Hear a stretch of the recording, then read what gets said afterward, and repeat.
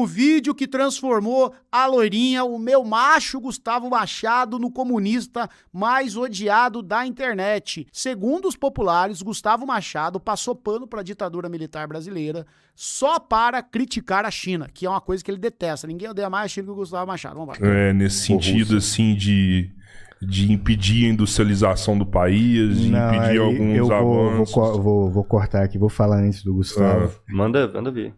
Mas não dá para comparar, Rodrigo, porque pelo menos a burguesia soviética, chinesa, tem pelo menos uma consciência nacional. A brasileira nem isso.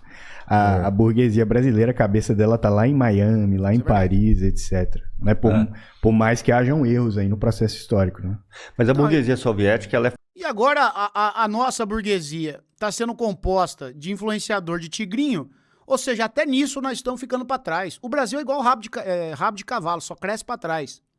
Até nisso a gente tá ficando atrasado. A burguesia antigamente, não, filho de rico, o cara estuda não sei quantos idiomas, o cara já leu a Ilíada, o cara foi alfabetizado em 3, 4 idiomas e fez curso não sei na onde, foi para Harvard, foi para Mothers, foi para Lowers. Agora a burguesia nossa é Balneário Camboriú, tigrinho e gravar com o Tecar. É isso.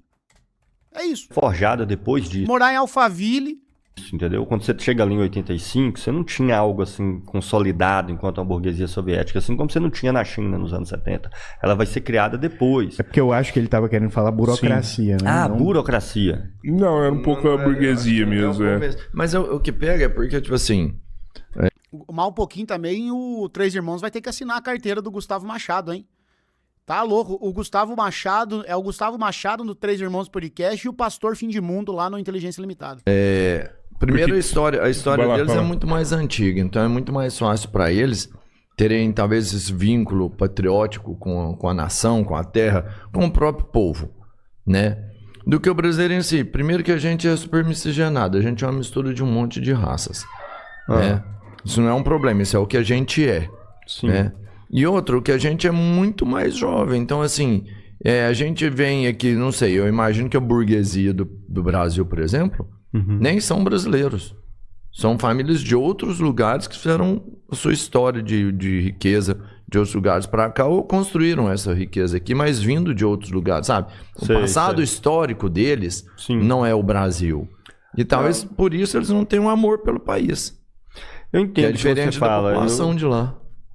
Até porque eu também não sou um apologista assim, de amor ao país em abstrato, assim, entendeu? De que país a gente está falando, do que. Mas eu entendo o que você fala. O diferente, mesmo nós pegarmos aqui na América Latina, né? Mas tenta ser um pouco mais prático também, né, Gustavo? Você também, o problema do materialismo histórico, às vezes é isso. Cadê a praticidade da coisa? De qual país nós estamos falando? Do Brasil, pô. Aqui começa ali no Rio Grande do Sul, ou começa lá no Goiás. É isso, é ponta a ponta. Brasil, é isso. Ponto. Esse é o Brasil que nós estamos falando. Brasil 2026. Você ama ou não? Senão eu vou mandar você pra cadeia. Se você pegar uma Bolívia, um Peru, você tem uma população ali originária daquele lugar, mesmo do período pré-colonial, que é majoritária, que está ligada a uma identidade secular, para não dizer milenar até. É claro que isso ajuda que esse sentimento nacional tenha mais consistência. Isso eu concordo. Tá entendendo? Se a gente pegar um caso iraniano, por exemplo, né? O Irã tem uma cultura milenar, e essa cultura milenar não é uma abstração. Ela se materializa nos hábitos, nas festas, na cultura, na literatura, na poesia, na filosofia, na música, em tudo, né?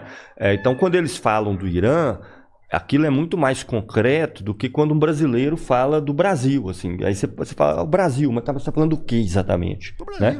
Claro que nesse período que o país existe, de forma múltipla, fragmentada, com diferenças, se desenvolve uma cultura que é típica do Brasil, não estou negando isso, né? Mas que ela tem menos consistência, isso eu entendo. Mas eu não acho que isso por si só explica esses processos, não, tá? A gente tem países que têm culturas milenares também, e que tiveram governos dominantes e classes dominantes totalmente voltadas para a entrega do país a nível internacional e tudo. Mas eu entendo o que a Ali falou. Mas veja, até isso com hiato, pra você ver como é que é complicado. Na China, ok, sempre teve um projeto nacional, desde a restauração do capitalismo, inclusive. Ainda que esse... Restauração do capitalismo. Ele faz de propósito. Ele gosta! Ui, ele gosta! Cadê aquele... Ele é provocador nato, não. O projeto tenha passado 30 anos pisando em espinhos, por assim dizer, sem saber exatamente, com clareza, para onde ia. Tendo algumas direções, né? A Rússia, durante os anos 90, é um negócio terrível, realmente. Né? O governo do Yeltsin ali, a desmoralização da Rússia a nível mundial num patamar absoluto. Não, e detalhe, não se esqueça que a Rússia perdeu a primeira guerra da Chechênia, tá, pessoal? Ela vence a segunda. Sim. Então, aí claro, depois... Não se esqueçam disso, tá? Não se esqueçam. Ela passa a ter um projeto, claro, extremamente opressor também, né? Eu até queria ter a oportunidade de falar isso pro Farinaz alguma vez. Eu vi ele comentando aqui que eu estive com vocês na China, né? E ele não viu polícia na rua. Falo, claro, a China é a sociedade mais vigiada do planeta. Não precisa de polícia na rua, tá tudo filmado. A polícia chinesa tá localizada dentro de prédios. Ótimo! Pô, que louco! Essa é a parte ruim? Essa é a parte ruim? E que, inclusive, aborda as pessoas por drones, inclusive. Oh, ia ser pica, hein, cara? Você vê alguém sendo abordado por drone. Imagina você tá lá, centro de São Paulo, no Uber, vem o vagabundo, quebra o vidro do teu carro, saca teu celular.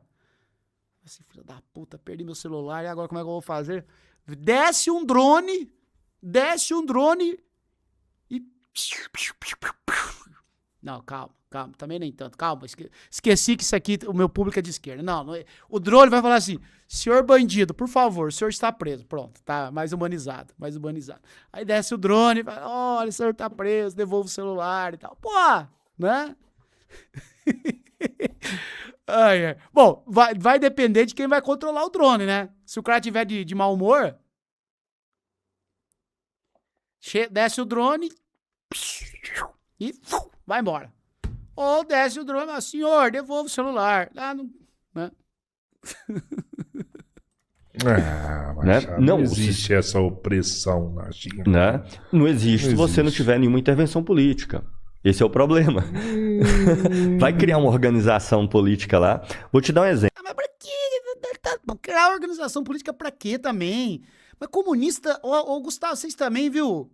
Nunca tá bom. Mas nunca tá bom. Vamos criar uma organização política na China. Já tá organizado. Sabe? Já tá organizado. Já tá lá o Xi Jinping, pá. Já tá tudo organizadinho. Não precisa organizar mais nada, tá? Não precisa organizar mais nada, tá tudo certo. Luiz, sou de esquerda. Esse drone da polícia é do bem e do mal. Nós vamos ter que legislar, né?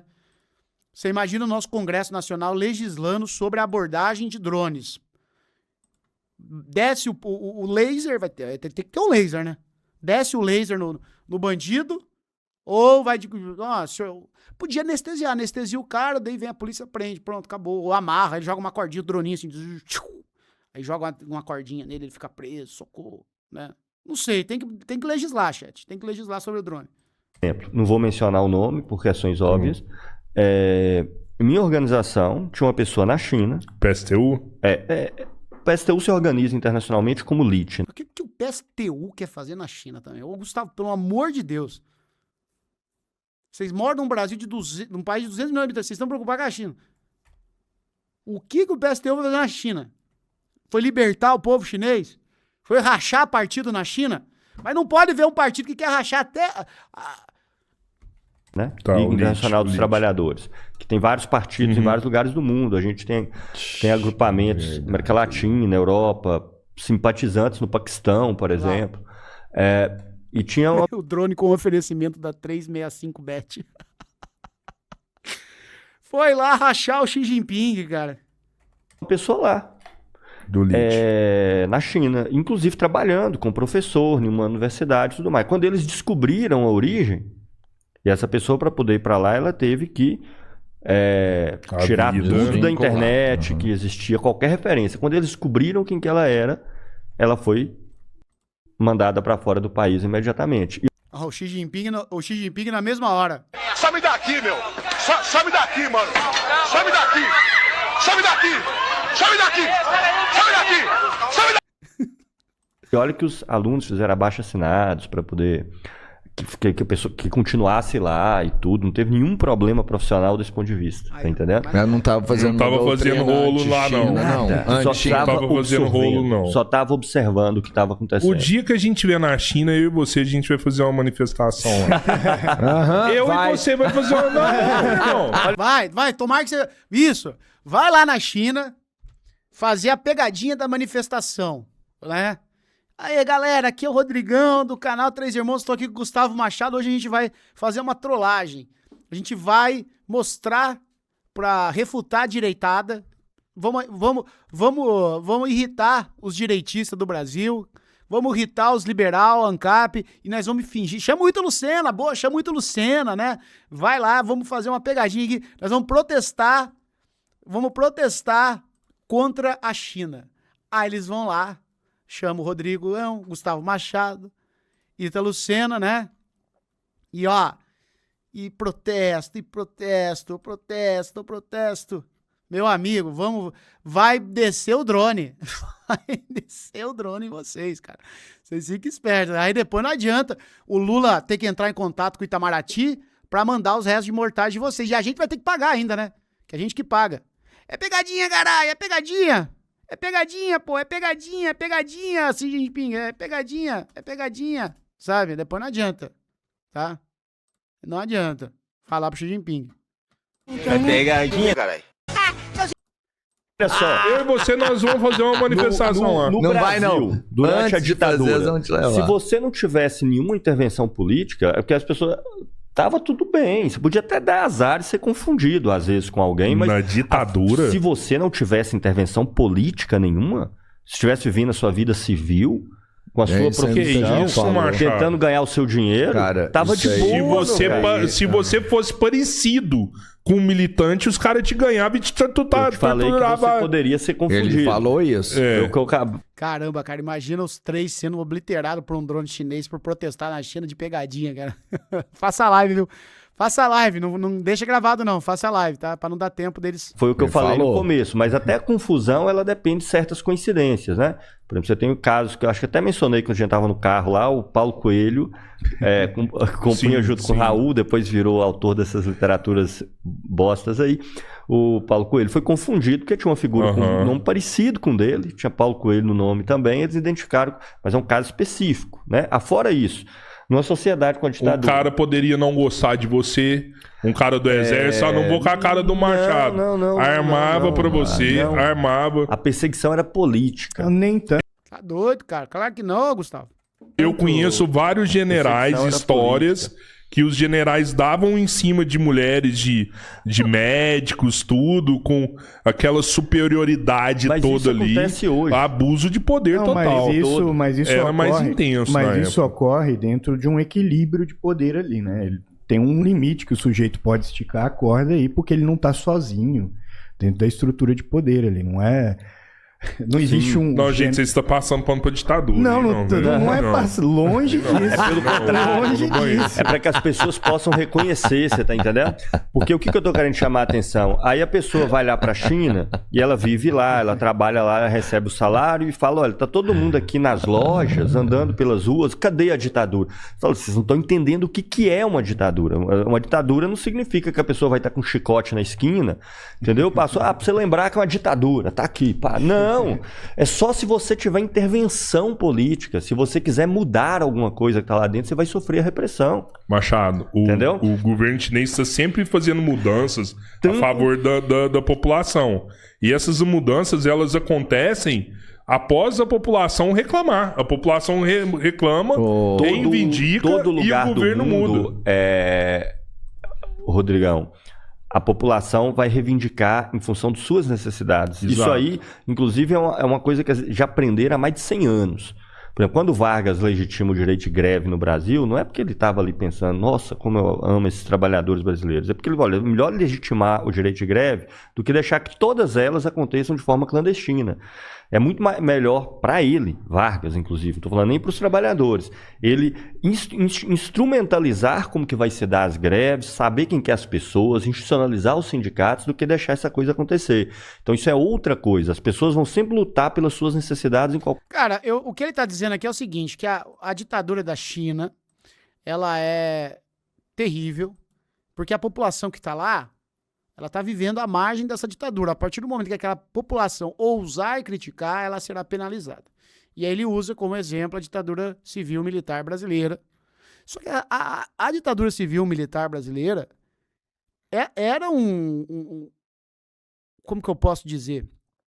Era um uso do privilégio da força inacreditável, cara. Eles não perseguiram só desafetos políticos, eles perseguiram deliberadamente inúmeros civis. Inclusive essa repressão sistêmica que existe até hoje nas periferias do Brasil, essa forma como como essas pessoas são tratadas até hoje, é fruto dessa ditadura. É fruto desse abuso de poder.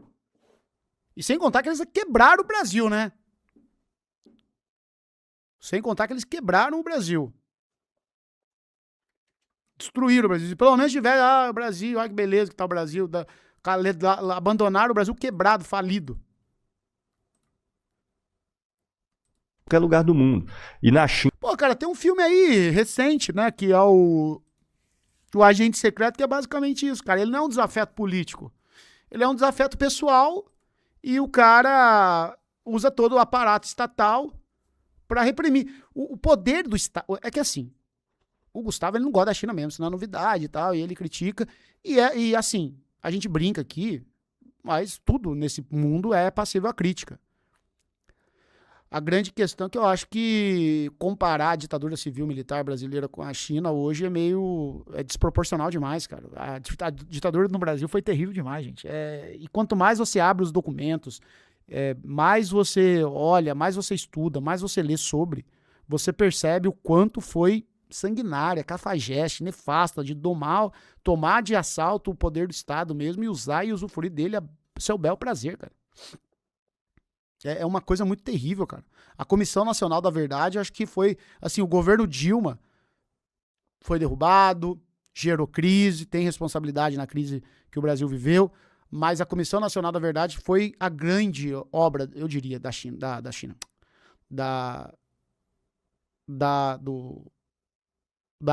oh, meu Deus do céu, da passagem da Dilma pela presidência, né, da passagem dela, enfim, né, a ditadura militar brasileira foi terrível, não dá pra comparar, dá pra criticar com a ditadura chinesa, dá pra tratar se há ou não repressão, dá, mas eu acho que assim, ele perdeu todo o fio da meada aqui quando ele fez essa comparação. Se ele não fizesse essa comparação, insistisse em criticar a China, o assunto aí renderia bem, cara, renderia bem. Evidentemente, também, vírgula. Politicamente elas são vigiadas. Os membros do partido, por que você acha que tem membros do Partido Comunista Chinês desde o executivo das empresas ou no chão de fábrica? As pessoas são vigiadas politicamente. Agora, você tentar reprimir que as pessoas lutem por suas necessidades, tipo assim, olha, Se você quer ser aprovado em concursos públicos de... Olha, Gustavo Machado mudou de... E na China, evidentemente, também, vírgula. Politicamente elas são vigiadas. Os membros do partido, por que você acha que tem membros do Partido Comunista Chinês desde o executivo das empresas ou no chão de fábrica? As pessoas são vigiadas politicamente. Agora, você tentar reprimir que as pessoas lutem por suas necessidades, tipo assim, olha, meu salário está se deteriorando com a inflação, já tem vários anos, eu não posso fazer nada. É melhor você deixar que ela se mobilize por isso, até certo ponto, do que isso ser totalmente vetado. Sim. Né? Mas eu até queria aproveitar esse tema, eu queria colocar algumas questões que eu queria ver o que a Ali pensa mesmo, assim, não é em termos de pergunta mesmo, assim, algumas impressões que eu tenho, que está dentro desse contexto. Uma delas é a maneira como eu vejo a questão da intervenção dos Estados Unidos na Venezuela e no Irã. Eu não vou entrar aqui se foi um erro, se foi um acerto do Trump, até porque é meio óbvio isso. Não é tanto nesse sentido. Mas eu tendo a ver mais essa invasão, que eu vejo várias pessoas falando assim, é o petróleo. E eu concordo que o petróleo está na equação, é evidente que sim. Mas eu tendo a ver fundamentalmente essas invasões como tendo o fator China como fator principal. E o petróleo só se coloca a partir daí. No sentido de que, na medida que Venezuela e Irã foram sancionados, isso acabou surtindo um efeito positivo para a China. Porque ela compra o petróleo desse país mais barato, né? Porque, poucas pessoas, às vezes, com desconto, elas compram com desconto, né? Que é significativo, 10%, 15%, depende. É um percentual significativo, Venezuela menos, mas ainda assim a qualidade do petróleo venezuelano, para alguns usos, ela é importante. Então, ele cumpre um papel também. E o do Irã é muito significativo, né? De 10% a 15%, aí, a depender do ano. Eu não tendo a ver como sendo assim, simplesmente tomar o petróleo. Até porque, primeiro, os Estados Unidos hoje é, entre aspas, autossuficiente em termos de petróleo. Claro que não refina. Tá aí, o negócio da China era o corte, eu achei que ele ia se prolongar mais, mas era essa parte da China. E aí, chat, o que vocês acham da análise do Gustavo Machado? Sejam sinceros. Errou demais? Comparou mal? Ele tem razão que há perseguição e uma ditadura na China? Será que o povo chinês não consegue manifestar o que acha de fato sobre o Estado? Será que lá eles vivem sobre uma repressão tal qual os brasileiros viveram durante a ditadura militar? Isso aí. E ele torce pra Argentina. Hoje ele tá triste, né? A Argentina perdeu a Copa do Mundo.